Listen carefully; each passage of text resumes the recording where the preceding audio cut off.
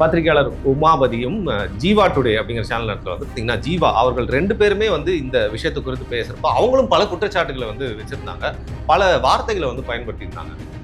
தமிழ் மொழி மீது அவ்வளோ வக்ர புத்தி இருக்குது. இவங்க வந்து இந்த 2 பேரும் வந்து நியாயப்படுத்துகிறாங்க. பெரியார் வந்து அப்படி எப்படி பேசியிருப்பார், அது எப்படி தமிழுக்கு அவர் செக்கெழுத்தார் தெரியுமா, சீர்திருத்தம் கொண்டு வந்தார் தெரியுமா, என் மக்கள்கிட்ட என் எளிய மொழியில் பேசினா தான் அவங்க என்கிட்ட எல்லாத்தையும் சொல்லுவான்றதுக்குன்னு இந்த மக்கள்கிட்ட கையை கட்டின்னு ஒரு பாமரன் மாதிரியே வாழ்ந்துட்டு போயிடும்.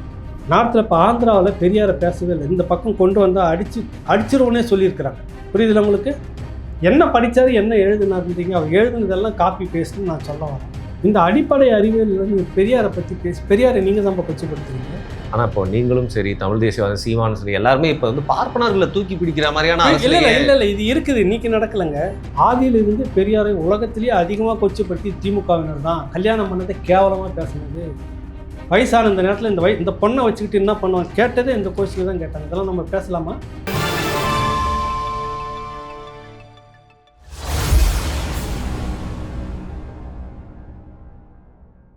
வணக்கம் ராவணா வலையொலி உறவுகளே. ஏகலைவன் அவர்களுடைய வந்து பார்த்திங்கன்னா ஏட்டிக்கு போட்டி அப்படின்னு வச்சுருந்தாலும் வந்து மக்கள் கேட்குற கேள்வியில் தான் நான் வந்து பிரதிபலிக்கிறேன். நடுவில் எனக்கு இருக்கிற முரண்பாடான கேள்விகளும் வந்து பார்த்திங்கன்னா அவர்கிட்ட வந்து கேள்வியாக கேட்டு அவருடைய பதிலை பெறுறேன். அதனால் வந்து உங்களுக்கு பிடிச்ச மாதிரி கேள்விகள் நான் கேட்கல அப்படின்னு சொல்லி தவறாக எடுத்துக்காதீங்க. மனசில் இருக்க கேள்விகளை வந்து அவர்கிட்ட கேட்கறதுக்கு முன்னாடி உங்களுடைய கேள்விகளுக்கான ஒரு நிகழ்ச்சியாக இது இருந்தாலும் பேசப்பட வேண்டிய ஒரு முக்கியமான ஒரு விஷயம், அதை குறித்து பேசி அந்த தலைப்பை குறித்து பேசி அதற்கப்புறம் உங்களுடைய கேள்வியில தொடர்ந்து ஐயா கிட்ட முன்வைக்கலான் இருக்கேன். ஸோ முதல்ல அந்த விஷயத்தை பற்றி பேசிட்டு அதற்கப்புறம் உங்களுடைய கேள்வியில கேட்டு அவரோட பதில பெற போறோம். வணக்கம் ஐயா. வணக்கம். எப்படி இருக்கீங்க ஐயா? நல்லா இருக்கிறேன். ஆங்கில புத்தாண்டு வாழ்த்துக்கள். ஆங்கில புத்தாண்டு நல்வாழ்த்துக்கள் ஐயா. நேயர்களுக்கும் சொல்லிடுவோம். நேர்கள் அனைவருக்கும் ராவணா வலையொலி சார்பாக வந்து பார்த்தீங்கன்னா ஆங்கில புத்தாண்டு நல்வாழ்த்துக்கள். போன வருஷம் போலவே இந்த வருஷமும் உங்களுக்கு ரொம்ப சிறப்பாக அமையும் அப்படிங்கிறத வந்து எங்கள் ராவணா வலையொலி மூலியமாக உங்களுக்கு வந்து தெரிவிச்சிருக்கேன். ஐயா, இந்த வருடம் உங்களுக்கு எப்படி போச்சு அப்படிங்கிறது சொல்லுங்க. நீங்கள் எதிர்பார்த்த மாதிரி இருந்தது அப்படின்னு சொல்லலாமா? நிறைவாகவே நல்லதாகவே இருந்தது. ஓகே, திருப்தியான ஒரு பதிலாக. சங்கடம் எல்லாருக்குமே வரும் தான், நம்ம தான் நினச்சிக்கணும். நிறைவாக இருந்தது, நல்லதாக தான் இருந்தது, மோசம்லாம் ஒன்றும் இல்லை. அடுத்த ஆண்டும் அப்படி தான் இருக்கும்னு நம்ம நினைக்கிறோம். நல்லபடியாகவே இருக்கிறோம். ஓகே, எல்லா காரணமும் நம்மளுடைய பார்வையாளர்கள் தான். அவங்க கொடுக்குற உற்சாகம். சாதாரணமாக ஒரு நிலையில் இருந்தோம், இன்றைக்கி 4 லட்சத்தை தாண்டி இருக்கிற இந்த ஆண்டில் அப்படின்றப்போ ஒரு நிறைவாக தான் இருக்கிறேன். என்ன இந்த பார்வையாளர்களும் ராவணானுடைய நேயர்களும் என்னை ரொம்ப நிறைவாக வச்சிட்டு இருக்கிறாங்க அப்படின்றதையும் சொல்கிறேன். நான் அந்த நேரத்தில் சீக்கிரமாக 10 லட்சத்தை நம்ம அடைஞ்சு அந்த ஷீல்டையும் நம்மளோட ஆஃபீஸில் வந்து பார்க்கணும் ஐயா. முதல்ல நீங்கள் சங்கடம்ன்ற வார்த்தை பயன்படுத்திங்க. என் மனசில் வந்து அப்படி தான் வந்து பார்த்தீங்கன்னா ஒரு விஷயம் வந்து ஓடிக்கிட்டே இருக்குது. கடந்த 3 நாட்களாக ஒரு கோபம் அப்படிங்கிறது வரும். பட் எல்லாருமே கோவத்தை ஒரே மாதிரி வெளிப்படுத்த முடியாது. நம்மக்கிட்ட ஒரு பொறுப்பு இருக்குது அப்படிங்கிற பட்சத்தில் தவறான வார்த்தைகள், இழிவான பேச்சு அப்படிங்கிறத தவிர்த்து தான் நம்மளோட விமர்சனமும் கோபமும் வெளிப்படணும். அப்படிங்கிற இந்த சூழ்நிலையில் பெரியாரியவாதிகள் மேடையில் சீமானவர்களை குறித்து வந்து பேசின விஷயம், பயன்படுத்தின வார்த்தைகள் அப்படிங்கிறது நிஜமாக ஒரு பக்கம் கோபமாகவும் வலியாகவும் இருக்குது. நீங்கள் வந்து பார்த்தீங்கன்னா ஊடகத்துறையில் பல இந்த மாதிரி சந்தர்ப்பங்களை பார்த்துருப்பீங்க. அப்போ உங்களோட வயசுக்கு நீங்கள் அதை எப்படி அணுகுறீங்க? அது மட்டும் இல்லாமல் இன்னொரு விவாதம், ஒரு நேர்காணல் வந்து பார்த்தேன். பத்திரிகையாளர் உமாபதியும் ஜீவா டுடே அப்படிங்கிற சேனல் இடத்துல வந்து பார்த்தீங்கன்னா ஜீவா அவர்கள் 2 பேருமே வந்து இந்த விஷயத்தை குறித்து பேசுகிறப்போ அவங்களும் பல குற்றச்சாட்டுகளை வந்து வச்சுருந்தாங்க, பல வார்த்தைகளை வந்து பயன்படுத்தியிருந்தாங்க. அதுவும் கேட்கறதுக்கு ரொம்ப சங்கடமாக இருந்துச்சு. நீங்கள் மூத்தவர், அதை இயல்பாக கடந்து போயிடுவீங்க. பட் இளையவர்கள் எல்லாருமே அந்த மாதிரி துடிப்பு இல்லாமல் கடந்து போயிடுவாங்கன்னு சொல்ல முடியாது இல்லையா? இல்லை, ஏன்னா அதை பார்த்தேன், அனுப்பியிருந்தீங்க, நான் அதை பார்த்தேன். இன்னொரு நண்பர்களும் அனுப்பியிருந்தாங்க. பொதுவாக நான் அதை பார்க்கறதுல நமக்கு நேரமும் இல்லை.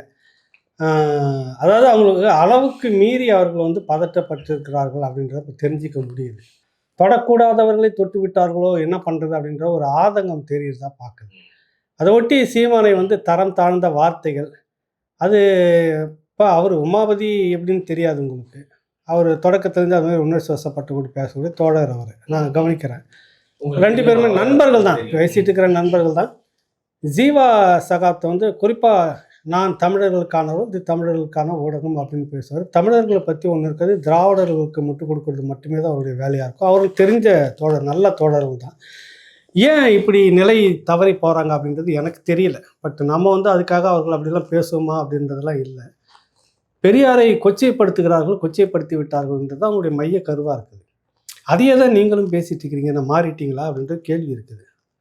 காஞ்சிபுரத்தில் பெரியார் நிற்கும்போது வேசியின் மகன் நிற்கிறான்னு சொல்லிட்டு எழுதுனது யார் அப்படின்ற கேள்வி இருக்குது. புரியல உள்ள? நீங்கள் தான் திமுக ஆதரவு கோஷ்டி தான், நீங்கள் தான் எழுதி தட்டி வைக்கிறீங்க. பக்கத்தில் எல்லாரும் படிச்சுட்டு போகட்டும், இருட்டில் யாருக்கும் தெரியாதுன்னு விளக்கு வச்சு தான் வேற சொல்லுவாங்க. இப்படியெல்லாம் விளக்கு வச்சு எல்லாரும் படிக்கட்டுன்னு சொன்ன பெருந்தன்மை இருந்தது அண்ணாவுக்கு. நீங்களே பேசுகிறீங்க. வச்சது யார்? காங்கிரஸ் கிடையாது, நீங்கள் தான் வச்சிங்க. அன்றைக்கி உங்களுக்கும் அண்ணாவுக்கும் தகராறு பிரச்சனை இருந்தது. திக தோழர்கள் தான் வைக்கிறாங்க. அண்ணா திமுக சார்பாக நிற்கிறாரு. அன்றைக்கி தொடர்ந்து அந்த கொச்சை வார்த்தை உரையாடல் இன்றைக்கி அப்படியே நீடிக்குது. பெரியார் மீது இந்த உலகத்தில் அதிகமான விமர்சனம் வைத்திருக்கிறது, கொச்சைப்படுத்தி பேசிய ஒரே ஒரு கும்பல் திமுக கும்பல் தான், வேற யாருமே கிடையாது. அவங்க பிரிஞ்சிருந்த காலகட்டத்தில் கேட்டால் அது வந்து எங்களுக்குள்ளே நாங்கள் பேசிக்குவோம், கோபத்தில் பேசிக்கிறது இல்லையா அப்படிலாம் பேசுகிறாங்க. கோபத்தில் பேசிக்கிறது வேற, விமர்சனம் பண்ணுறது வேற. விமர்சனன்ற பேரில் இழிவான வார்த்தைகளை பயன்படுத்துவது வேறு. நீங்கள் மூணுக்கு வித்தியாசம் பார்க்காங்க. விமர்சனம் ஒன்று, கோபத்தில் பேசுறது ஒன்று. கோபத்தில் வார்த்தைகள் தவறி சிலது வந்துடுறதில்லை. அதை விட்டு இழிவாக பேசுனுன்றதுக்குன்னு ஒரு தலைப்பே இழிவானவர் யார், பெரியாரா சீமானா அப்படின்னு சொல்கிறீங்கன்னா, இப்போ இழிவானவர் யாருன்னு ஒரு விவாதம் வச்சிங்கன்னா எப்படி இருக்கும்? நீங்கள் அதில் என்ன சொல்ல வர்றாரு அவர்? குறிப்பாக சீமானை கண்ட மீனுக்கு திட்டம், அந்த கறி தின்னு இந்த கறி தின்னுன்னு பல முறை நம்ம இதிலே பேசியிருக்கோம். நம்ம கூட விட்டுடுங்க. இஸ்லாமிய சமூகத்தை சேர்ந்தவர் அப்துல் ஜப்பார்னு பேர் அவர் நினைக்கிறேன். மிக பெரும் ஒரு ஆளுமை, டிரான்ஸ்லேட்டர், பத்திரிகையாளர், பிபிசியிலேருந்து ஒர்க் பண்ணிட்டு இருந்தவர், பெரிய அளவில் ப்ரொஃபைல். அவருடைய கிரிக்கெட்டினுடைய வர்ணனையெல்லாம் பெரிய ரசிகர். 2006 சர்வதேச பத்திரிகையாளர் நடத்துகிறார் மேதகு தலைவர் அவர்கள். எல்லாரும் போகிறாங்க. இவரை மட்டும் குறிப்பாக தலைவர் சந்திக்க வேண்டும்னு ஒரு தகவல் வந்து அதே மாதிரி அவர் அழைச்சிட்டு போய் சந்திக்கிறாங்க. அந்த சந்திப்பை பற்றி ஒரு புத்தகம் சந்தித்த வேலைன்னு போடுறாரு. அப்பொழுது போகிறாங்க, பார்க்குறாங்க, நிறைய விஷயம் சொல்கிறாங்கன்னு வச்சு நெகிழ்ச்சியாக இருந்தது. படித்து ஒரு இடத்துல நான் அழுதே போயிட்டேன். அதில் சொல்கிறாரு, நான் நின்றுட்டுக்கிறேன், வண்டி வந்து நிற்கிது, ஒரு ஒரு ஒரு ஒரு ஒரு ஒரு 50 அடி தூரத்தில். அங்கேருந்து ஒரு சுற்றி நிற்கிறாங்க, பார்க்குறாங்க, பார்த்துட்டு திறந்து விடுறாங்க. தலைவர் இறங்கி வராரு.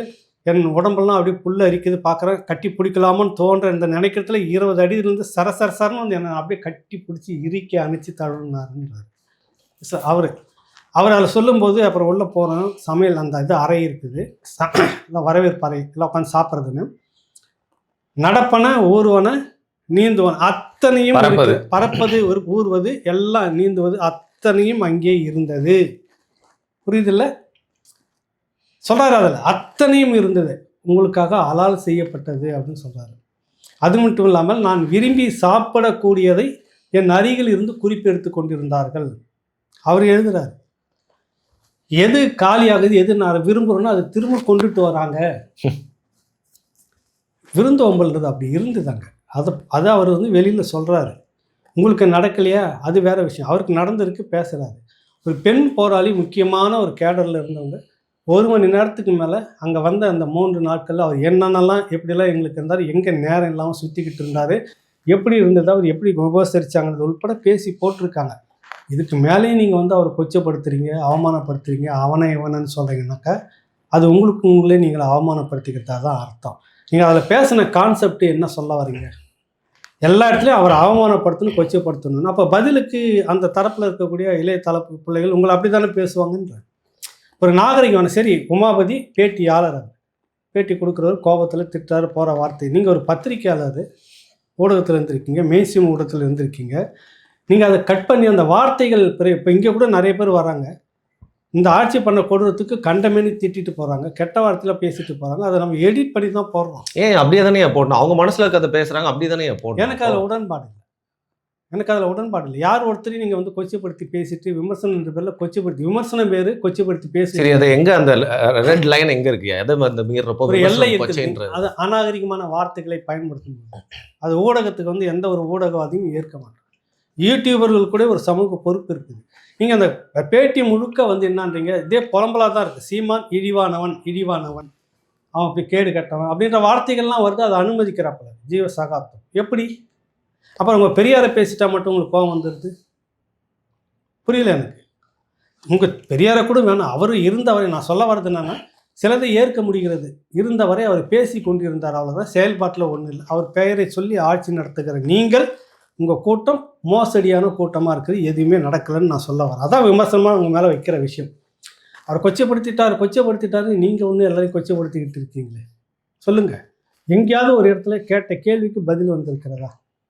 இதில் வந்து சொல்லும்போது எனக்கு சிரிப்பாக இருந்துச்சு. எல்லாமே அவர் தான். இந்த பூலோகம் இன்னைக்கு இப்படி இருப்பதற்கு காரணமே பெரியார் தான்ன்ற மாதிரி பேசுறாங்க அவங்க. இல்லையா அது முழுக்க வந்து பாத்தீங்கன்னா பெண் விடுதலை அது எப்பவுமே வந்து சொல்லுவாங்க. அதுல குறிப்பா எனக்கு இதுல ஒரு சந்தேகம் அப்படின்னு உங்ககிட்ட கேட்க வந்தது. தலித் சமுதாயத்துல இருந்து நீதித்துறையில ஒரு நீதிபதியை முதல்ல வந்து பாத்தீங்கன்னா வந்து போய் அங்க கொண்டு போய் உட்கார வச்சதே வந்து எங்க தரப்பு தான் அப்படிங்கிற மாதிரியான ஒரு கிளைம். இது வந்து ஒரு மோசடியான வார்த்தை, பித்தலாட்டம். இதுக்கும் பெரியாருக்கும் சம்பந்தமே இல்லை. பெரியார் ஒரு கில்லுக்கிறியோடு பிடுங்கி போடலை. உங்க பாணியில வேற நீங்க எதனா சொல்லிக்கோங்க, முடிய எதனா சொல்லிக்கோங்க. நாங்க சொல்ற ஒரு கில்லுக்கிறியை கூட பிடுங்கி போடலை. அதுக்கு அவர் தகுதியான ஒருத்தர் தானே நீதிமன்றத்தில் நீதிபதியா நீங்க கொண்டுட்டு வந்து நிற்க முடியும். அன்னை சத்தியவாணி முத்து கருணாநிதிட்ட சொல்றாங்க, இவருக்கு உண்டான தகுதிகள் இருக்குது. ஏற்கனவே திரும்ப இங்க இருந்திருக்கிறாரு, இந்த இடத்துல இருந்திருக்கிறாரு, படிப்படியா வந்திருக்கிறாரு. நீதிமன்றத்தில் உயர் நீதிமன்ற நீதிபதியினுடைய பேனல்ல இருக்கிறாரு அவரு. நீங்க போடணுன்றப்ப கருணாநிதி தயக்கம் காட்டுறாரு.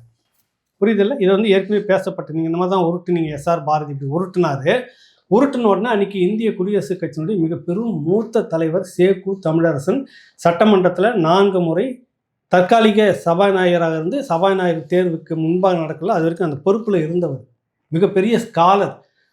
முதலாக சட்டமன்றத்துக்குள்ளாக முனைவர் பட்டம் பெற்ற ஒருத்தர் அப்படின்ற அளவுக்கு இந்த டாக்டரேட் அவர் சொல்ல வர இந்த வரலாற்று தகவலை அவர் சொல்ல வராரு. அவர் படிப்படியாக படித்து அந்த தகுதியில் நிற்கிறாரு. எனக்கான அந்த எலிஜிபிள்னு சொல்லுவாங்களா, அந்த தகுதி இருக்கும் பட்சத்தில் தான் நீங்கள் போய் பேனலில் போட முடியும். நீதிபதிக்கெலாம் ஒருத்தர் சும்மா தகுதி இல்லாத கொண்டு வந்து உங்கள் ரெக்கமெண்டேஷனில் போட முடியுமா? இடஒதுக்கீடு பார்க்குதாங்க. அயோக்கியத்தனம் இல்லை அது. நீங்கள் பேசுறதெல்லாம் யோக்கியமான ஒரு எதிராவது ஒரு பொருந்துதா? இந்தியாவிலேயே வந்துட்டு இங்கே தான் நடந்தது. தலித் நீதிபதியாவது வேறு எந்த மாநிலத்தை? கவாய் உச்சநீதிமன்ற நீதிபதியாக இருந்தது பெரியாரால் தான் ஆனாரா? சொல்லுங்க. அப்புறம் எப்படி இவ்வளோ கான்ஃபிடென்ட்டாக அப்படி சொல்கிறாங்க? உருட்டு மக்கள்கிட்ட போய் என்ன இருக்குது, நம்ம போய் இன்ன வரைக்கும் நீங்கள் அதானே சொல்லிட்டு இருக்கிறீங்க. என்ன படித்தாரு என்ன எழுதுனாருன்றீங்க. அவர் எழுதுனதெல்லாம் காப்பி பேஸ்ட்னு நான் சொல்ல வரேன். இன்றைக்கி இருக்கிற இள தலைமுறை பிள்ளைகள்லாம் இந்த ஆங்கில புத்தகத்தை மொழிபெயர்த்து இந்த மாதிரி பெண் ஏன் அடிமையானால் நீங்கள் பேரை மாற்றி எழுதியிருக்கீங்க, அது ஆங்கிலத்தில் இப்படி வந்திருக்குதுன்னு எழுதியிருக்கிறாரு. இல்லைன்னு மருங்க நீங்கள் வாங்க. யுனெஸ்கோ விருது நீங்கள் வாங்கினது யுனெஸ்கோன்றது நிறுவனத்தில் இல்லை, அங்கீகரிக்கப்பட்ட சர்வதேச நிறுவனம் அல்ல. அது ஒரு லெட்டர் பேடு. யுனெஸ்கோன்றதுக்கு ஒரு எழுத்து ஓவுக்கு பதிலாக ஏ போட்ட மாதிரி இருக்கிறதுல அந்த மாதிரி. இப்போ மீரா சோப்புன்னு ஒன்று வந்துட்டு சரி, மீரான்ற அந்த ஒரு எழுத்துல ஏக்கு பதில் ஈன்னு போட்டிருப்பான். பார்க்கறதுக்கு அது மாதிரியே இருக்கும். அந்த மாதிரி லெட்டர் பேடில் ஒன்று வச்சுக்கிட்டு நீங்கள் ஒன்றும் உருட்டிட்டு இருக்கிறீங்களே. யுனெஸ்கோ விருது வாங்கிய சாக்ரட்டிஸ் அது நீங்கள் உருட்டுறீங்க. நீங்கள் இன்னும் உருட்டிக்கிட்டே இருக்கீங்க. இன்னைக்கு இருக்கிற தலைமுறையில் விவாதிக்கிறது பேசு, அதை பற்றி பேசுங்கன்றேன். நான் அவர் பேசினார், ஊராக போனார், என்ன நடந்ததுன்னு நான் கேட்குறேன். ரிசல்ட் என்ன சொல்லுன்றேன். கேட்டால் சாதி ஒழிந்தது அவரால் தான். சாதி எங்கே ஒழிஞ்சது? இந்த தேர்தலில் கூட உங்கள் கட்சியில் கூட்டணியில் இருக்கக்கூடிய திருமாவளவன் அவர்களை தோழரை நீங்கள் இங்கே தெருவில் இறங்கிடுங்க, நாங்கள் ஊருக்குள்ளே போய் ஓட்டு கேட்டுட்டு வரோம், நீங்கள் வந்துட்டீங்கன்னா ஓட்டு போடணும்ல விசிக ஆட்களை இறக்கி விட்டுட்டு போன வரலாறு நடக்குது. நிலமா தான் எல்லா சின்னமும் இருக்குது. விசிக சின்னம் மட்டும் அழிச்சிட்டுது. இன்றைக்கி நடக்குது கூட்டணிக்குள்ளார. எல்லா கொடியும் இருக்குது. விசிக கொடி மட்டும் பஸ் மேலே ஏறி பிடிச்சி கீழே தொங்க போடுறன்னு நடந்துச்சு. எல்லா கொடியும் பறக்குது. விசிக கொடி மட்டும் உங்கள் ஆட்சியில் தானே நடக்குது. அந்த கொடி மட்டும்தானே வெட்டி சாய்க்கிறாங்க. உங்கள் ஆட்சியில் தானே நடக்குது. எங்கே விடுதலை வந்து என்ன? நீங்கள் உருட்டுனா எல்லாம் கேட்டுக்கிட்டு போயிடணும், பேசக்கூடாது. இதெல்லாம் மிகுந்து பேசினா அவனே இவனு பேசணும். என்ன எனக்கு புரியல. பதட்டப்பட்டுட்டீங்களோ? பதட்டப்படுறீங்களோ? ஒன்றும் இல்லைன்னு உடஞ்சிருச்சு இந்த சட்டின்னு கோபம் வருது உங்களுக்கு. வரணும். அரை நூற்றாண்டுகளுக்கு மேலே ஒரு நூற்றாண்டு. இந்த நூற்றாண்டின் மிகப்பெரிய என்ன நூற்றாண்டு? உனக்கு முன்னாடி பண்ண அத்தனை பேருடைய உழைப்பை நீ புதைச்சிட்டு இல்லை, நீ மேலே நிற்கிற.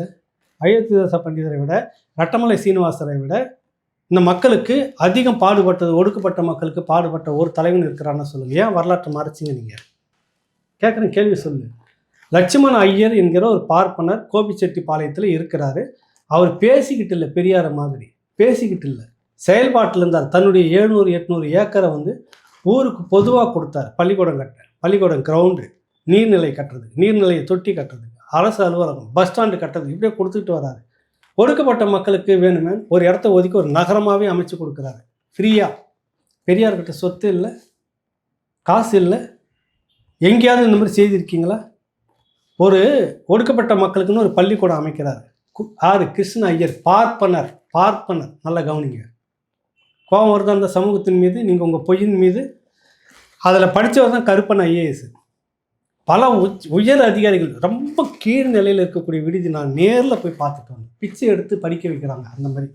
அதில் ஒடுக்கப்பட்ட மக்கள் மட்டுமே படித்து இப்போ கிட்டத்தட்ட மற்றவங்களும் வருமானத்தில் கம்மியாக இருக்கிற மற்ற பிற சமூகமும் உள்ளே கலந்துக்கிறாங்க. இப்போ அப்படி இருந்து பாடுபட்டு கொண்டு வந்த கிருஷ்ண ஐயர் எங்கே இருக்கிறாரு? அவருக்கு ஊராக சிலைக்கு வச்சிருக்கணும், உங்களுக்கு வச்சிருக்கணுமா சொல்லுங்க. ஆனால் இப்போ நீங்களும் சரி, தமிழ் தேசியவாதம் சீமானும் சரி, எல்லாருமே இப்போ வந்து பார்ப்பனர்களை தூக்கி பிடிக்கிற மாதிரியான இல்லை இது இருக்குது, இன்னைக்கு நடக்கலைங்க. போன நூற்றாண்டுன்னு சொல்லக்கூடியல அதே காலகட்டத்தில், இதே பெரியார் காலகட்டத்தில் பெரியார் லட்சுமண ஐயர் வீட்டில் போய் உக்காந்துட்டு பெரிய கப்பு நிறைய சூடாக காப்பி 2 பஜ்ஜியை சாப்பிட்டுட்டு காசு செலவுக்கும் வாங்கிட்டு அதே தெருவில் போய் பார்ப்பனர் ஒழிகன்னு பேசிட்டு அப்புறம் வந்து நான் ஐயரை இன்னும் அங்கே வீட்டு அடுக்கால வரைக்கும் இவா உள்ளே போயிட்டே இருக்கிறாங்க ஒடுக்கப்பட்ட எங்கள் வீட்டிலாம் இந்த மாதிரி கிடையாதுன்னு பேசிட்டு வந்த காலகட்டம் நான் சொல்கிறேன். பார்ப்பனர்களையே பேசிட்டு இருக்கிறதுன்னு சொல்லுங்க. பார்ப்பன வெறுப்புன்னு சொல்ல வரல, பார்ப்பன சமூகத்துக்குள்ளாக இது இருக்குது. இது ஏன் நீங்கள் வந்து மறைக்கிறீங்கன்னு கேட்குறாங்க. சரி, பார்ப்பனர் ஓடுங்க.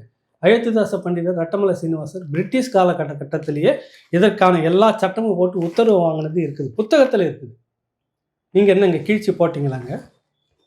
இது சொல்லும்போது தான் கோபம் வருது. நீதிபதிகள் வேறு எங்கே என்ன உருட்டுற நீ? அவனுக்கு தகுதி இருக்குது கொடுன்றப்ப தயங்கினவர் கருணாநிதி. சண்டை போட்டு அன்னை சத்யவாணி முத்து சண்டை போட்டு பிரச்சனை பண்ண பிற்பாடு தான் கொடுக்குறாரு. கருணையில் நீ தூக்கி கொடுத்துட்ட மாதிரி சொல்கிறீங்க நாங்கள் தான் கொடுத்தோன்னு. கவாய் இன்னைக்கு பாஜக ஆளுங்கட்சியில் வந்தது நாங்கள் தான் கொடுத்தோன்னு சொல்லிக்க முடியுமா? கழட்டிக்கிட்டு அடிப்பாங்க கவாயெல்லாம். ஒடுக்கப்பட்ட சமூகம் அட்டவணை பிரிவு உச்ச நீதிமன்றத்தினுடைய தலைமை நீதிபதியாக வரார். இப்படியா சொல்லிக்கிட்டு இருக்கிறாங்க.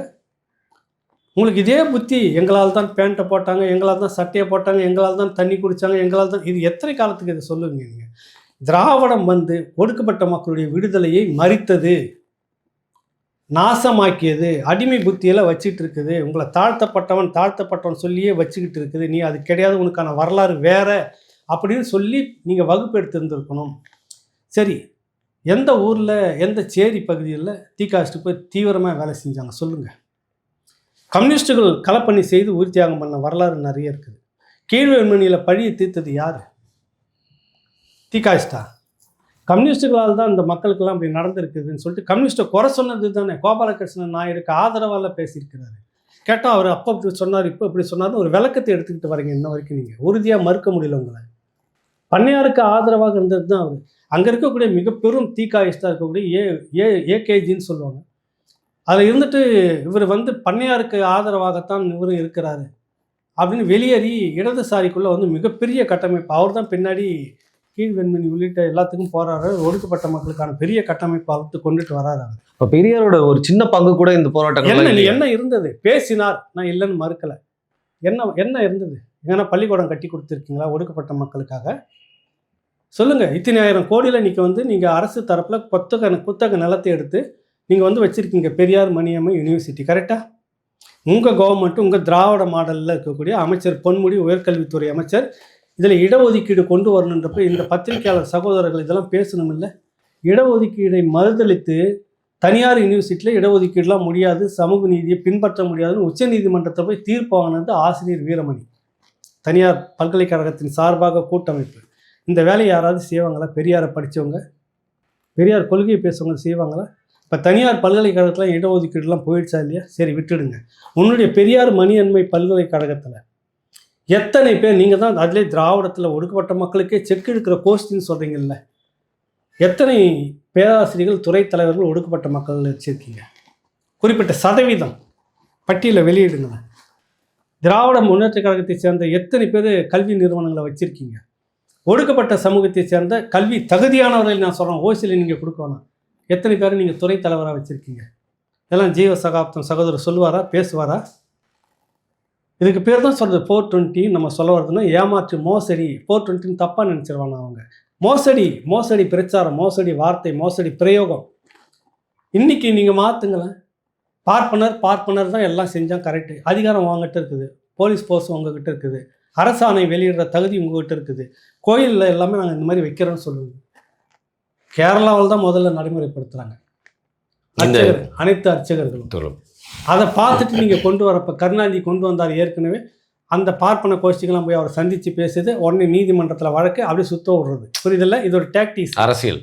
நான் சொல்லிட்டேன், ஆனால் நீதிமன்றத்துக்கு நான் என்ன பண்ணுறது? கவர்மெண்ட் நீதி தானே நடத்துகிறேன். அரசு கொள்கை முடிவில் நீதிமன்றம் தலையிடாது. எத்தனை உத்தரவு இருக்குது? இந்த பத்திரிகையாளர் சகோதரர்கள் 2 பேருக்கும் தெரியாதா? நீதிமன்ற கொள்கை முடிவுன்னு திமுக அறிவிச்சுட்டு கோயிலுக்குள்ளார எல்லாரும் போகணும் சமன்னு சொல்லிட்டு இன்ன வரைக்கும் உங்களால் நடத்த முடியலையே. பார்ப்பனை விட நீங்கள் மோசமான திராவிட சனாதானம் இருக்குன்னு நான் சொல்ல வரேன். பார்ப்பனர்களை விட மோசமான திராவிட சங்கம். நீங்க பார்ப்பனர்கள் பேசுறதால நான் சொல்ல வரேன். ஒன்னு என்ன சங்கின்றீங்க, புரியுதுல்ல உங்களை? இல்ல அப்படித்தானே இது பார்க்கப்படும். இல்ல அது அப்ப நான் சொல்ற கேள்விக்கு பதில் சொல்லு. கொள்கை முடிவில் அரசு நீதிமன்றம் தலையிடாது. உத்தரவு பல உத்தரவு வந்திருக்குதா இல்லையா? வந்திருக்கா இல்லையா தோழர்? வந்து சமீபத்தில் கூட வந்திருக்குது இல்லை? அரசு கொள்கை முடிவில் உச்ச நீதிமன்றம் தலையிடாது வந்திருக்குதா இல்லையா? கொள்கை முடிவு எடுத்து அறிவிங்க. அர்ச்சகர்கள் எல்லாருமே உள்ள போகலாம். அப்படிலாம் ஒன்றும் கிடையவே கிடையாது. காசி விஸ்வநாதர் கோயிலில் அங்கே அர்ச்சகர் இருக்கிறான்னு என்னன்னு தெரியல. அந்த சிவலிங்கத்தை எல்லாருமே தொட்டு கும்பிட்றோம். நாங்கள் தொட்டு கும்பிட்டு தானே வரோம். கேள்விப்பட்டேன். அங்கே வந்து பார்ப்பனர்கள் மட்டும்தான் தொடணும்னு அங்கே இல்லையே. என் கையால் தொட்டுட்டு நானும் ஊற்றிட்டு தானே பூஜிக்கலாம். இல்லை தொட்டுட்டு தானே வரேன். நடந்திருக்கேன் நிறைய. சரி, உங்களை படியே நான் வரேன். நான் தாழ்த்தப்பட்ட மக்கள் எல்லாம் அது கேவலமாக இருக்குது, சிரிப்பாகவும் இருக்குது. இவ்வளவு தத்துக்குட்டியாக இருந்துட்டு இப்படி ஒரு பொய்யை இந்த மக்கள் மத்தியில் சொல்கிறாங்க. இவங்க ஒடுக்கப்பட்ட மக்களுக்கு இவர் வந்த விற்பாடு தான் கிழிஞ்சுதுன்றாங்க பெரியார். எனக்கு அதில் தான் கோபம் வருது. என்ன ஏன் கிழிச்சாருங்க பெரியார்னா? ஒன்றும் இல்லை. நார்த்தில் இப்போ ஆந்திராவில் பெரியாரை பேசவே இல்லை. இந்த பக்கம் கொண்டு வந்தால் அடிச்சிருவோன்னே சொல்லியிருக்கிறாங்க. புரியுதுல உங்களுக்கு?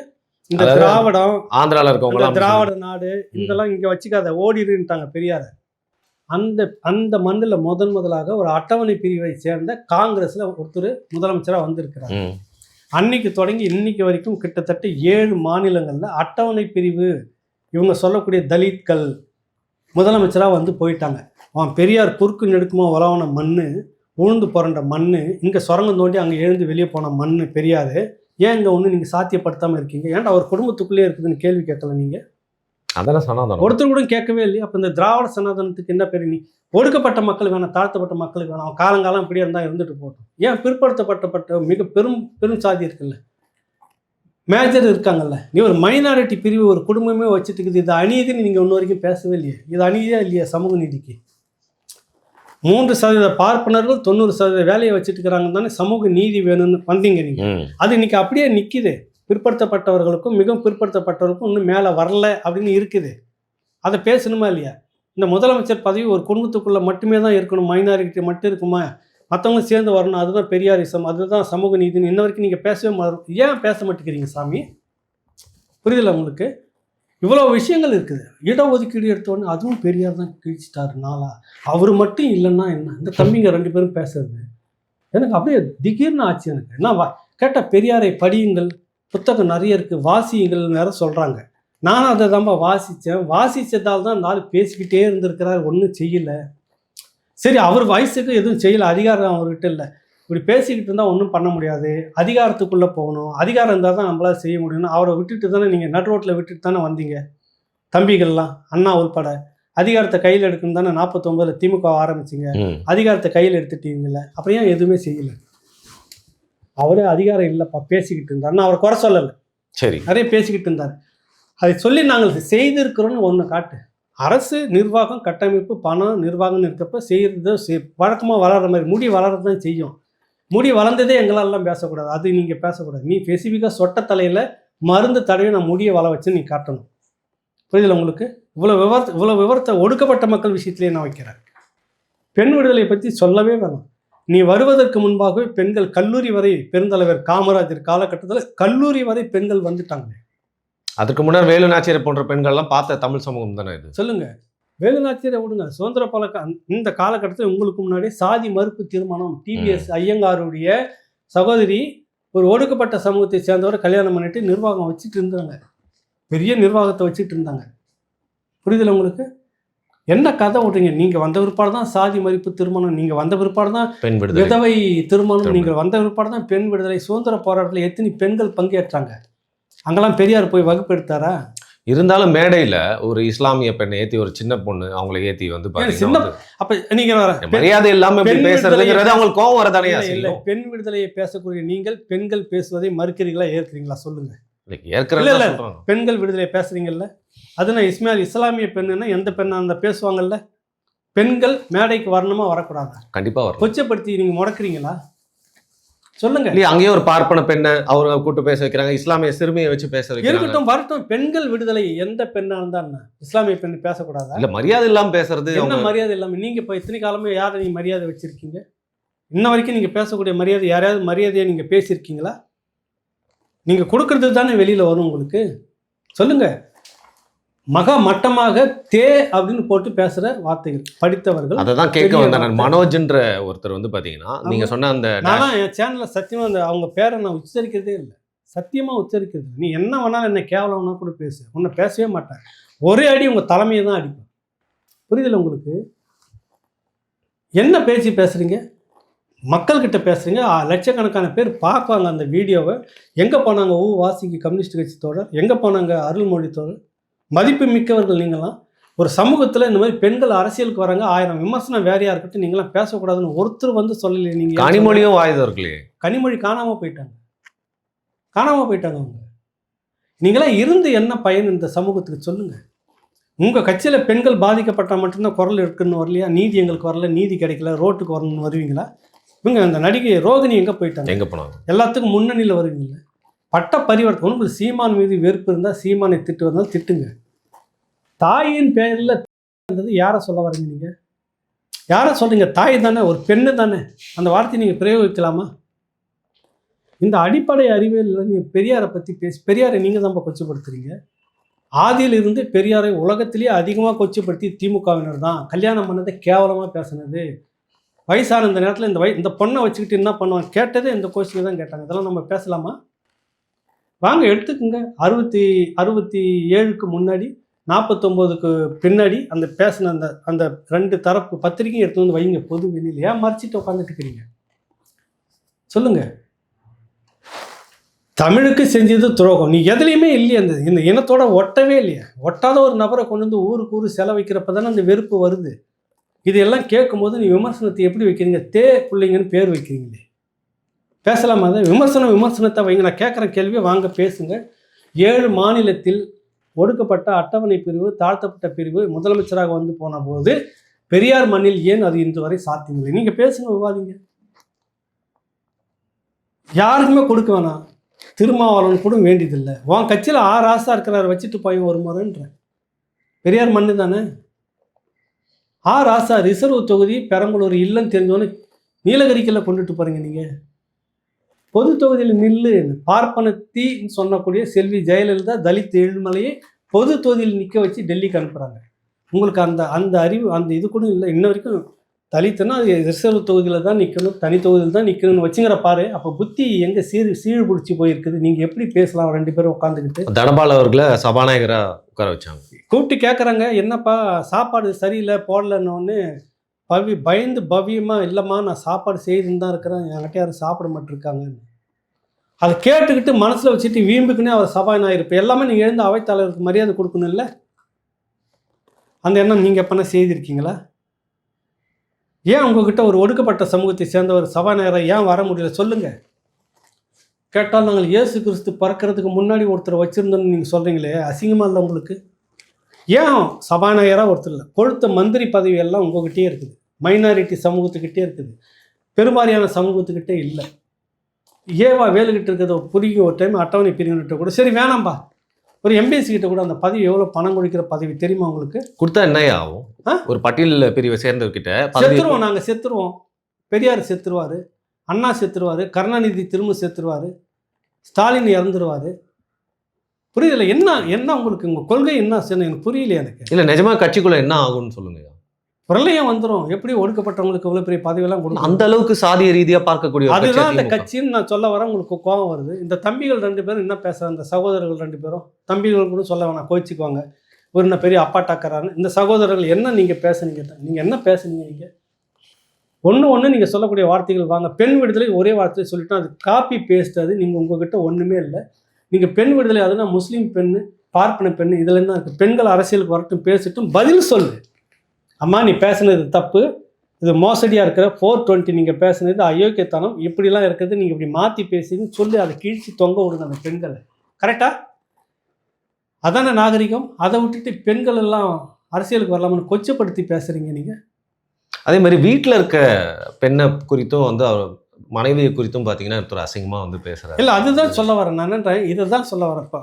வாசிக தோழர் அருள்மொழி, அது ஒன்று பெண் போராளி ரோகிணி இருக்கிறாங்க, ஒன்று நிறைய பெண் போராளிகள்லாம் இருக்குது. எங்கே போனீங்க நீங்கள்லாம்? ஒரு குடும்ப பெண்களை கொச்சப்படுத்தி அவ இவ அப்படின்றப்ப உங்கள் குடும்பத்துலையும் இருக்குதுல்ல? உதயநிதிக்கு இருக்குதா? ஸ்டாலின் அவர்களுக்கு இருக்குதா? இன்னும் மற்ற நிர்வாகிகளுக்கெல்லாம் மனைவி இருக்கிறாங்களே இல்லையா? அவர்களை இந்த தரப்பில் இந்த மேடையில் அந்த மாதிரி பேசினா என்ன ஆகும் கொஞ்சம் நினச்சி பாருங்கள். இங்கே என்னன்னா நடக்கக்கூடிய ஊழல் எல்லாம் 1000 கோடி 2000 கோடி 1 லட்சம் கோடி இன்னும் ஊழல் மோசமாக போய்கிட்டே இருக்குது. இது மக்கள் மத்தியில் போய் சேர்ந்து விடக்கூடாது. இதை டைவெர்ட் பண்ணணும்னு பேனா வச்சுட்டு இருக்கிற ஒரு நிறுவனம் இதெல்லாம் நீங்கள் பேசி ஊதி பெருசாக்குங்க. இப்போ விவாதம் நம்ம அதை பற்றி நம்மளே அதை பற்றி பேச வேண்டியதாயிருச்சு. இதுதான் அதை விரும்புது. இந்த ஊழலை பற்றி மக்கள் மகா மட்டமான ஊழல் நடந்து கொண்டிருக்கிறது. இப்பொழுது இதை பேசணும். புரியுதுல? நேற்று நீங்களும் நானும் 1000 ரூபாய் கட்டிட்டு 1000 ரூபாய்க்குள்ளே கட்டின வீட்டு வரி இப்போ 3000 ரூபாய் கிட்ட தாண்டி போயிட்டு இருக்குது. மின்சார கட்டணம் வெறும் 1000 ரூபாய் கட்டினா 2900 ரூபாய்க்கு போயிட்டு இருக்குது. 3000 ரூபாய் கிட்ட 2 மடங்கு ஏறி 3 மடங்கு ஏறிக்கிட்டு இருக்குது. புரியுதுல்ல? இது எல்லாம் பேசணும்னு நம்ம இதுதான் விவாதமாக்கணும். இதை ஆக்காதீங்கன்னு ஒரு நிறுவனம் திட்டம் போட்டு கொடுக்கறத இவர்களெல்லாம் பேசிக்கிட்டு மடமாற்றுவதாக நம்மளை குற்றம் சொல்லிட்டு இருக்கிறாங்க. இடஒதுக்கீடு பெரியார் இல்லைன்னா சாத்தியம் இல்லையா? சொல்லுங்க, என்ன கதை விடுறீங்க நீங்க? 2 பேரும் சேர்ந்து கதை விட்டுங்க. பார்த்தீங்களா? அதை அவர் இல்லைன்னா பெரியார் இல்லை என்றால் இடஒதுக்கீடு எனக்கு புரியல. எனக்கு ஒன்றும் புரியல. எனக்கு வரலாறு இவங்க படிக்கிறாங்களா இல்லையா? சத்தியமாக பெரியார் இதெல்லாம் எழுதியிருக்கிறாரா? எல்லாத்தையும் பெரியாரை படின்றீங்க, வரலாறை படிக்க மாட்டீங்களோ? சுதந்திரம் கிடைச்ச உடனே 50ல் கொண்டு வந்து புத்தகம் கொண்டு வராங்க, குடியரசு இதுன்னு அறிவிக்கிறாங்க, சட்டம் ஏற்கப்படுகிறது. பிறகுதான் முதல் தேர்தல் 52ல் நடக்குது. கரெக்டாக? அப்பொழுதே என்னன்னா இது அப்படியே ஃபஸ்ட்டு அப்போ தான் பண்ணுறாங்க. இதில் நிறை குறைகள் இருக்கும். கரெக்டாக? சட்டத்தில் திருத்தம் ஏற்படுத்திக்கணும். அதுக்கு முன்னாடி வந்துட்டு ஒரு அவை மாதிரி ஒரு உறுப்பினர்களை வைக்கிறாங்க. அவங்க கிட்டத்தட்ட 200க்கு மேற்பட்டவர்கள். இங்கே கக்கன், இன்னொருத்தர் காளி அண்ணன், ஒருத்தர் 2 பேர் தமிழ்நாட்டிலிருந்து அதில் உறுப்பினர். பார்லிமெண்ட்டுக்குள்ளே உறுப்பினர் இருக்கிற மாதிரி இத்தனை பேரையும் வச்சுக்கிட்டு தான் அந்த சட்டத்தை வந்து நிறைவேற்றுறாங்க. அந்த நேரத்தில் வந்தோடனே இந்த இடஒதுக்கீடு சம்பந்தமான ஒரு பிரச்சனை வருது. இங்கே இருக்கக்கூடிய ஒரு பெண் மருத்துவர் விண்ணப்பிக்கிறாங்க. அதுக்கு முன்னாடி இருந்த ஓமந்தூர் ராமசாமி ரெட்டியார் அவருடைய ஆட்சியில் வரும்போது அந்த இடத்துல வரும்போது அவர் ஒரு இடஒதுக்கீடு இங்கே வச்சுங்கிறாரு. முன்னாடியே நீங்கள்லாம் அதுக்கெல்லாம் வரலாறு படிக்கணும். வரும் உனக்கு முன்னாடி காங்கிரஸ் வச்சுக்கிட்டு இருக்குது. ஆனால் ஒரு பொய்யை திருப்பி சொல்லிட்டே இருக்கும்போது நம்மளுக்கு நம்ம இடஒதுக்கீடு எனக்கு சீட்டு கிடைக்கல, இந்திய அரசியல் சாசன சட்டம் வந்துருச்சு, அதன்படி இடஒதுக்கீடு படி வந்திருந்தா எனக்கு கிடைச்சிருக்கும், இது வந்து ஏற்புடையதாலன்னு நீதிமன்றத்துக்கு போனோடனே சட்டம் அதை தான் சொல்லுதுன்னு நீதிமன்றத்தில் தீர்ப்பு. மேல்முறையீடு போனாலும் தோற்றுருவோம். அப்போ திருத்தம் செய்தாகணும்னு ஒரு நிர்பந்தம் வருது. பெருந்தலைவர் காமராஜர் தேசிய அளவில் இருக்கிற பொறுப்பில் இங்கிருந்து கக்கனையும் அந்த காளி அண்ணன் கவுண்டர்னு நினைக்கிற அவர் 2 பேரையும் உறுப்பினர் அதில். அப்போ வந்து ஒரு குழப்பம் வருது. எலெக்ஷன் நடந்து பாராளுமன்ற உறுப்பினர்லாம் உட்கார்ந்த விற்பாடு தானே சட்ட திருத்தம் செய்ய முடியும். அது வரைக்கும் என்ன பண்ணுறது? பெரிய பிரச்சனையாக இருக்குது இடஒதுக்கீடு. இங்கே மட்டும் இல்லை பிரச்சனை. இப்போ பிசின்னா தமிழ்நாட்டு மட்டும்தான் இருக்காங்களா? எல்லா மாநிலங்களும் இருக்காங்க. எம்பிசி தமிழ்நாட்டில் மட்டும்தான். எல்லா மாநிலத்திலும் இந்த பிரச்சனை வரும்ன்ற முடிவுக்கு வந்து தான் என்ன பண்ணுறாங்க, திருத்தம் கொண்டு வரணுமேன்றப்ப அப்போ தான் பெருந்தலைவர் காமராஜர் ஆலோசனை சொல்கிறார். புரியுதில்ல? என்ன சொல்கிறாருன்னா, ஏற்கனவே வந்து எந்த உறுப்பினர்களை வச்சு நிறைவேற்றணுமோ அதே உறுப்பினர்களை வைத்துக்கொண்டு இந்த சட்ட திருத்தத்தை முதல் சட்ட திருத்தமே இதுதான். அப்போ காமராஜர் பெயர் இல்லை, கக்கன் பெயர் இல்லை, காளியான கவுண்டர் பெயர் இல்லை. இவர் ஒரு மாநாடு போட்டுட்டாராம், அதை பற்றி பேசிட்டாராம், உடனே இவரால் தான் பொருளையுமே வந்துடுச்சுன்னா யாரை ஏமாத்துறீங்க நீங்கள்? காமராஜருடைய உழைப்பு எங்க? காமராஜருடைய பங்களிப்பு எங்க? உன்னை விட பல மொழியை படித்தவர், உன்னை விட ஆங்கிலம் நல்லா பேசக்கூடியவர், பன்மொழி புலவர் பெருந்தலைவர் காமராஜர். காட்டிக்கிட்டதில் அவருடைய இறந்த பிறகு அங்கே ஏதோ இருக்குதோ என்னன்னு எடுக்கணும் அப்படின்னு சொல்லிட்டு எல்லாம் போகிறாங்க. திமுக உடனே ஆளை அனுப்புது. ஒரு தலைவர் நிறைய விஷயங்கள் வச்சுருப்பாங்க, மறைமுகமாக இருக்கும், அது வெளியில் வந்துடக்கூடாதுன்னு போய் தேடுறப்போ ஒன்றுமே இல்லை, வெறும் ஆங்கில புத்தகங்களாக இருக்குது அந்த நூலில். இங்கே யார் வருவாங்கன்னா பெருந்தலைவரை விட வேறு யாருங்க வரமாட்டாங்க அப்படின்னு சொல்கிறாங்க. ஒன்றுலையும் பார்த்தா குறிப்பாக அவர் கைப்பட எழுதியிருக்கிறார். அப்போ ஆங்கிலம் அவ்வளோ அத்துப்படி அவர் படித்து குறிப்பு எழுதியிருக்காரு. சிறைச்சாலைக்குள்ளே கன்னடம் பேச பழகியிருக்கிறார், ஆங்கிலம் எழுத பேச பழகியிருக்கிறார். என் மக்கள்கிட்ட என் எளிய மொழியில் பேசினா தான் அவன் என்கிட்ட எல்லாத்தையும் சொல்லுவான்றதுக்குன்னு இந்த மக்கள்கிட்ட கையை கட்டின்னு ஒரு பாமரன் மாதிரியே வாழ்ந்துட்டு போயிருக்கிறார். அவர் ஒரு மாதிரி நடிச்சிருக்காரு.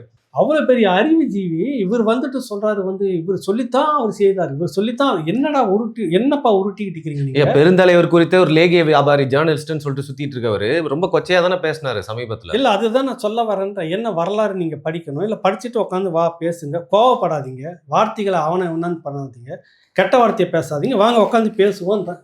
எனக்கு நான் பேசுனது தப்பு இருந்தால் நான் மன்னிப்பு கேட்டுக்கிறேன். புரியுதில்ல? இவ்வளவும் காரணம். நான் சொல்கிறேன், இடஒதுக்கீடுக்கு பெரியார் மட்டுமே காரணம் இல்லை.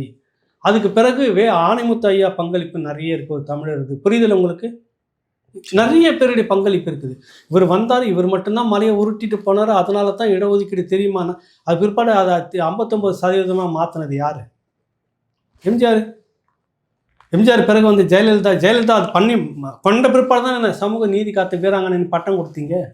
எதுக்கு கொடுத்தாரு வீரமணி?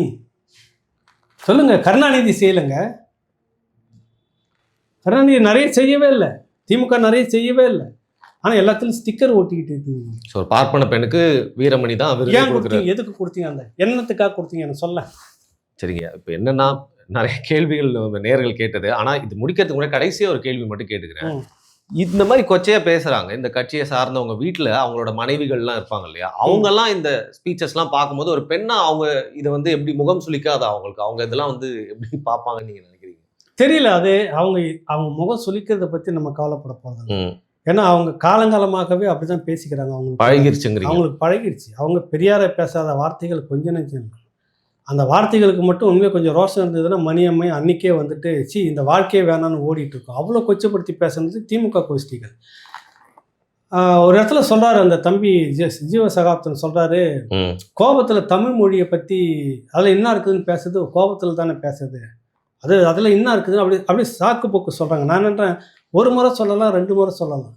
அது மலம் திருக்குறளை பற்றி சொல்லும்போது சமையலை வச்சுட்டு மலத்தை கூட வந்து பொரியல் கூட்டுகளோட சேர்ந்து மலத்தை வச்சா எப்படி இருக்கும், அப்படி இருக்குதுன்னு சொல்ல வரீங்க. தமிழ் மொழி சனின்னு பல முறை சொல்லிக்கிறேன். அது ஒன்றும் இல்லை, நான் அதில் நீங்கள் சொல்கிற மாதிரியே ஒத்துக்கிறேன். இறப்பதற்கு கொஞ்சம் முன்னாடி பொதுப்பணித்துறை அமைச்சராக ஸ்டாலின் இருக்கிறார். வழக்கம் போல் என் உடன்பிறப்பை நான் பதவியை ராஜினாமா செய்கிறேன் நீட்டுகிறேன்னு ஒன்று எழுதுவார். சும்மா நெருக்கடி வரும்போதெல்லாம் அந்த ட்ராமா ஆடுவார். நான் வந்து பதவியை ராஜினாமா பண்ணிடுறேன் அப்படின்னு தமிழுக்கு டக்குன்னு சொல்ல வர்றாரு. பெரியார் பள்ளியில் இதுக்கா நீ படித்த, தமிழில் என்ன இருக்குன்னு நான் பல முறை எழுதிக்கிட்டு வந்திருக்கேன், பேசிட்டு இருக்கிறேன், நீ தமிழுக்காக பதவியை ராஜினாமா பண்ணணும்னு சொல்லலாமா நீ எழுதியிருக்கிறாரு. யார் எழுதியிருக்கா? பெரியார். தமிழ் மொழி மீது அவ்வளோ வக்ர புத்தி இருக்குது. இவங்க வந்து இந்த 2 பேரும் வந்து வந்து நியாயப்படுத்துகிறாங்க. பெரியார் வந்து அப்படி எப்படி பேசியிருப்பார், அது எப்படி தமிழுக்கு அவர் செக்கெழுத்தார் தெரியுமா, சீர்திருத்தம் கொண்டு வந்தார் தெரியுமா, எல்லாம் இந்த சமூகத்தை இந்த மக்களை திரும்ப எந்த மண்ணில் இவருடைய சிலைகள் இவரை விட 100 மடங்கு நிறைய தலைவர்கள் சிலை வந்திருக்கணும். இந்த ஒரு பெரிய அநீதியை செய்ததை நீங்கள் தான் செய்திருக்கீங்க. சொல்லுங்க, உங்களுக்கு எது நீங்கள் வந்து எது இப்போ இந்த வரலாறு ஒன்று சொன்னேன். நான் இதுக்கு ஒரு உதாரணம் சொல்கிறேன், இதுக்கு பதில் சொல்லுங்கள். கடைசி கட்டம் இறக்கிறதுக்கு 72 73 நினைக்கிறேன். அதுக்கு முந்தின காலகட்டத்தில் பொதுப்பணித்துறையாக இருக்கும். கடைசி கட்டத்தில் கூட தமிழ் மொழி மீது அதில் என்ன இருக்குது சனியை நான் எத்தனையோ முறை சொல்லிட்டேன், அதை தூக்கணும், அதுக்கு நீ பதவி ராஜினாமா வேறு பண்ணுறேன்னு சொல்கிறியான்னு கருணாநிதியை கண்டித்து எழுதுகிறார் பெரியார். அப்புறம் கேட்டால் இந்தி வந்து இவர் இல்லை என்றால் இந்திக்கு உங்களுக்கு என்னப்பா சம்மந்தம்? அதன் பேர்வையில் இந்தி இந்த போராட்டத்தில் எங்களுக்கு சம்மந்தம் இல்லைன்னு அண்ணா அறிவிச்சாரா இல்லையா? அந்த போர்வையில் நீ வந்து உள்ள நுழைஞ்சிக்கிட்ட. குள்ளநரி புலிகள் கூட்டத்தில் ஊடுருவி வந்த குள்ளநரி அதிகாரத்துக்கு வந்ததுன்னு எத்தனையோ பேர் பேசிட்டு எழுதிட்டு போயிருக்கிறாங்க. நீங்களும் பங்கு எடுத்துக்கிட்டீங்க, இல்லைன்னு சொல்லலை. ஆனால் ஒரு கட்டத்தில் பின் வாங்கிட்டீங்க.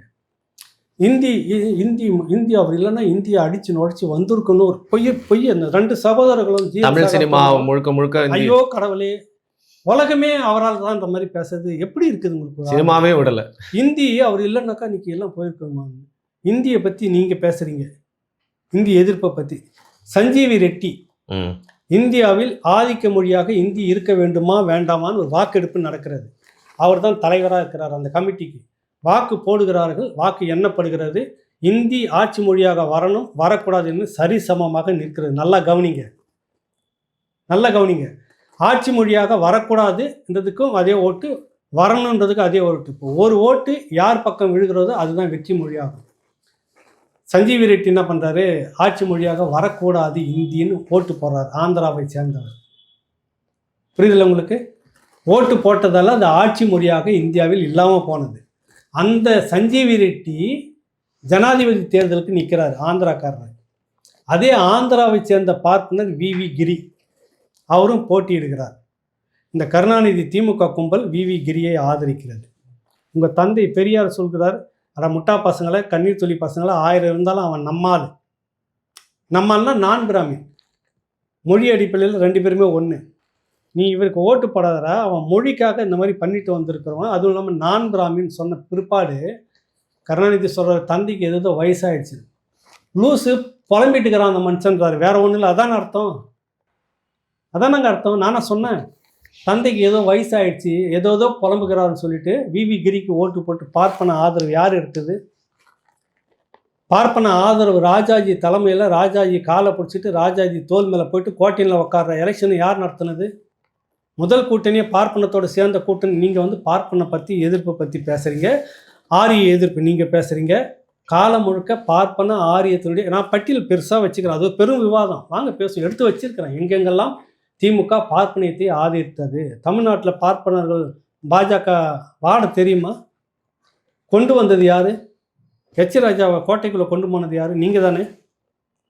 பார்ப்பனை கையை பிடிச்சிட்டு உலா வந்தது தமிழ்நாட்டுக்குள்ளே நீங்கள் தானே. சொல்லுங்கள். நல்ல கண்ணத்தோட தோக்கடிச்சிட்டு சிபி ராதாகிருஷ்ணன் இப்போ துணை ஜனாதிபதி ஜெயிக்க வச்சது நீங்கள் தானே. திமுக தானே முதல் அந்த பாவத்தை செஞ்சது தமிழ்நாட்டுக்குள்ளார. இவ்வளோ விஷயம் இருக்குது பேசக்கூடியது. நீங்கள் வந்து அவர் வந்து அப்படி சினிமாவும் அவரால் தான் நின்றுச்சு, பெண்களும் அவங்களால் தான் நின்னாங்க, படித்தவங்க எல்லாம் அவங்களால் தான் மேலே படிச்சுட்டு வந்துட்டீங்க, அவர் மட்டும் இல்லை என்றால் இந்த கதையை இனிமேலும் உருட்டாதீங்க தோட. தயவுசெய்து வேணாம், ஒரு பொது விவாதத்துக்கு வைங்க, நாகரிகமாக பேசுவோம். சீமான் இழிவானவரா இல்லையான்றது இப்போ இந்த பட்டியல் போட்டல யார் இழிவானவர்கள் பார்த்தீங்கன்னா உங்கள் தரப்பாக தான் இருக்கும். சரிங்க. சத்தியமாக இங்கே நாம் தமிழர் கட்சியோ சீமானும் இருக்கிறதுக்கு வாய்ப்பு இல்லை. ஏன்னா காலம் முழுக்க கொள்கைக்கு எதிராக பார்ப்பனர்களோடு கைகோர்த்து பயணித்து லாபத்தை அடைந்தது திராவிடம். நாம் தமிழர் கட்சி என்ன ஆதாயம் அடைஞ்சிருக்கு இன்ன வரைக்கும்? அதிகாரத்துக்கே இன்னும் வரல. சொல்லுங்கள், என்ன ஆதாயம் அடைஞ்சிருக்கு இது வரைக்கும்? ஒன்றுமே இல்லையே. நீங்கள் எத்தனை முறை பார்ப்பனர்களை தூக்கி பிடிச்சிருக்கீங்க, எத்தனை முறை ஆர்எஸ்எஸ் ஒரு சமூக சேவை அமைப்புன்னு சொல்லிட்டு போய் ஒன்றும் இல்லை. காலம் முழுக்க உங்களை எதிர்த்து எழுதி கொண்டிருக்கிறாரு தினமலர். அவருடைய ஒரு பெரியவர் இறந்து போகிறாரு, அதிபர், பத்திரிகை அதிபர். முதல்ல போய் நிற்கிறாரு வீரமணி. சொல்ல ஒரு ஓர்மை வேணாமா உங்களுக்கு? எப்படி நீ உனக்கு ஒட்ட முடியுது? கேட்டால் அரசியல் வேறு, கொள்கை எதிர்ப்பு வேறு. என்ன நீங்கள் கதை விட்டுட்டு இருக்கிறீங்க காலங்காலமா? சொல்லுங்கள், நமக்கு அந்த எண்ணம் வருமா? அப்போ காலம் முழுக்க ஒவ்வொரு முறையும் பார்ப்பனத்தோடு கை கோர்த்துக்கிட்டு ஆதாயம் அடைஞ்சிக்கிறதுக்கு நீங்கன்றதுக்கு 100 ஆதாரம் இருக்குதுங்க. இந்த பக்கத்தில் அந்த மாதிரி இல்லை. ஆனால் நீங்கள் வந்து அவர் வந்து சீமான் வந்து ஆர்எஸ்எஸ் பெற்று போட்ட பிள்ளை, இவர் பெற்று போட்ட, நீங்கள் எத்தனை பேரை சொல்லியிருக்கீங்க தெரியுமா? வைகோவை சொல்லி, அதுக்கு தான் வைகோ உங்களை வந்துட்டு நீங்கள் வேறு எதனா தொழில் செய்யலாம்னு சொல்லிட்டு இவ்வளோ மட்டமாக திட்டுறது காரணமே அது. ஏன்னா உங்களை பற்றி அவருக்கு தெரியும், உங்கள் கூடவே இருந்தவரில். ஏன் சொன்னார் வைகோ அந்த வார்த்தையை? புரியுதில்ல? சரிங்க. அது நிறைய விஷயம் இருக்குது, நம்ம பேசுவோம் இன்னொரு நாளைக்கு விரிவாக. இந்த சகோதரர்கள் 2 பேரும் இதை சொன்னதே பதிலாக நான் நினைக்கிறேன். ரொம்பவும் உருட்டாதீங்க, ரொம்பவும் பேசாதீங்க. எல்லாத்துக்கும் காரணம் பெரியார் தான், தயவுசெய்து சொல்லாதீங்க. பேசினார், செயல்பட்டார், நடைமுறையில் ஒன்றும் இல்லை, சுழியம். புரியுதில்ல? பெண் விடுதலையிலும் இன்ன வரைக்கும் நீங்கள் பெண்களை நீங்கள் தான் முதன்மையாக கொச்சப்படுத்துறீங்க. ஒடுக்கப்பட்ட மக்களுக்கான உரிமையை கொடுக்கறதுல இன்ன வரைக்கும் நீங்கள் தான் மறுத்துட்டு இருக்கிறீங்க. இந்த ஜீவ சகாத்தமும் உமாபதியும் 7833 கோடி இந்த திமுக அரசு ஒடுக்கப்பட்ட மக்களுக்கு வந்த பணத்தை திருப்பி அனுப்பியது இந்த 2 பேரும் பேசியிருக்காங்களா, எதிர்த்துருக்காங்களா? கேளுங்க. ஆந்திர கவர்மெண்ட் வந்துட்டு இந்த பணத்தை முழுக்க ஒரு நபருக்கும் 10 லட்ச ரூபா கொடுத்து நீங்கள் சொந்தமாக தொழில் தொடங்குங்கன்னு 2000 கோடியை ஒதுக்கி இருக்குது. 2000 கோடியில் 20,000 பேர் முதல் கட்டமாக இப்போ இந்த வருஷம் 10,000 கோடி ஒதுக்கி இருக்குது. புரியுதுல உங்களுக்கு? நீங்கள் என்ன பண்ணுறீங்க இங்கே? இதை நீங்கள் பேசியிருக்காங்களா? எப்பயாவது இவங்க பேசியிருக்காங்களா? ஒடுக்கப்பட்ட மக்களுக்கு பெரியார் தான் சொல்கிறேன். நீங்கள் இந்த அரசு செய்த இந்த மக்களுக்கு செய்த அநீதியை செய்திருக்கீங்களா? எவ்வளோ விஷயம் பட்டியல் நான் எடுத்து போடுறேன். நான் பார்ப்பன எதிர்ப்புன்னு ஒரு வார்த்தை இன்ன வரைக்கும் அன்னைக்கு வரலாறு படிக்க முடியாது வருண்.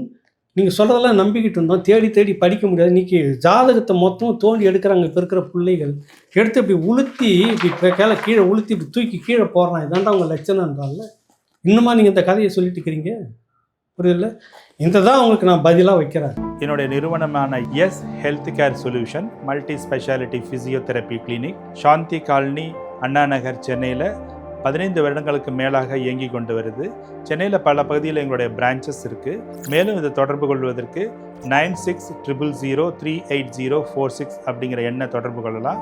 அல்லது 9150211185 அப்படிங்கிற எண்ணுக்கு தொடர்பு கொள்ளுங்கள். உங்களுடைய ஆலோசனைக்காகவும் அப்பாயின்மெண்ட்டுக்காகவும் இந்த நம்பரில் தொடர்பு கொள்ளலாம். உங்களுடைய சந்தேகங்களுக்கு வாட்ஸ்அப் மூலியமாகவும் எங்களிடத்தை தொடர்பு கொள்ளலாம். உங்களுடைய சந்தேகங்களை நீக்கிறதுக்காகவும் ட்ரீட்மெண்ட் குறித்த தெளிவான விளக்கத்தையும் நான் உங்களுக்கு வாட்ஸ்அப் மூலியமாக சொல்கிறோம். ஆன்லைன் கால்லையும் எங்கள்கிட்ட அப்பாயின்மெண்ட் இருக்குது. நீங்கள் வர முடியாதவங்க அந்த ஆன்லைன் வசதியை பயன்படுத்தி கொள்ளலாம்.